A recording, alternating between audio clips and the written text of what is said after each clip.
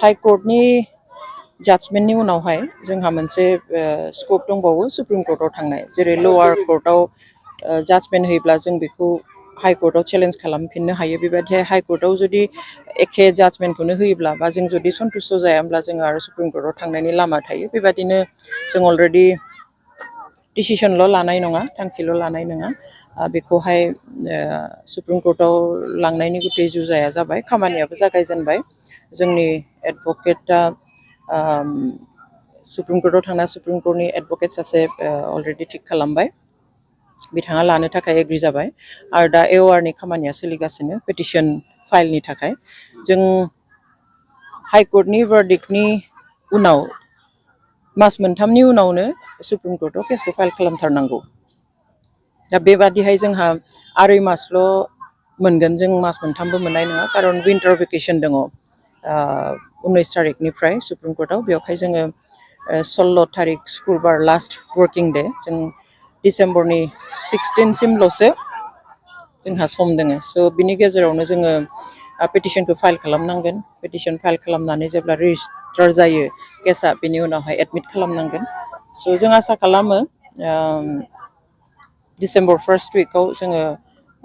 केसखौ file खालामजेननानैहाय जों register खालामनो हागोन आरो सेकेन्ड उइकआव केसखौ फर्मेलि एडमिट खालामनो हागोन होननानै जों आसा खालामो रिजाल्टखौथ' जों बुंनो हाया जोंहा ओरैनो साननैनि उनाव एबा 19 खालि 18th जोंनि एडभकेटआ थांगोन आरो जों जिरायगोन साननै पेटिशन लिरनाय बागै गासैखौबो डिटेल्स नायजोबनो थाखाय बे समावनो जोंनि हाई कोर्टनि सिनियर एडभकेटजोंबो कनसाल्ट खालामनाय जागोन ओमफ्राय ओरैनो केसआ एडमिट जाखांनायनि उनाव माब्ला उथियो बेजों खोथा केसआ ओरैनो गेजेराव बेल फाइलनि खामानिबो मावनाय जागोन आरो एक्चुवेल हियारिंआ हयथ' मालाबा बोसोरसेनि उनावबो उथिनो हागौ मालाबा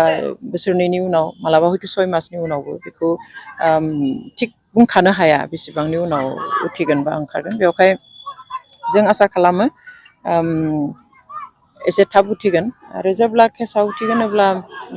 हियारिं आर्गुमेन्ट बेनि उनाव जों रिजाल्टखौ मोनगोन बे बोसोरनै बोसोरथामनि भितराव जागोन होननानै जों आसा खालामदों जदिव जोङो बुंस'नो हाया जों डेफिनेटलि आसा खालामदों जों हाई कोर्टआवबो आसा खालामदोंमोन आरो हाई कोर्टआव मा खारननि थाखाय एसेबो सोलाय सोल' जायासै भार्डिक्टआ जों गावबो सोमोनांदों जों आसा खालामो सुप्रिम कोर्टआ बेयाव मोनसे मोजां बिसार होगोन होननानैहाय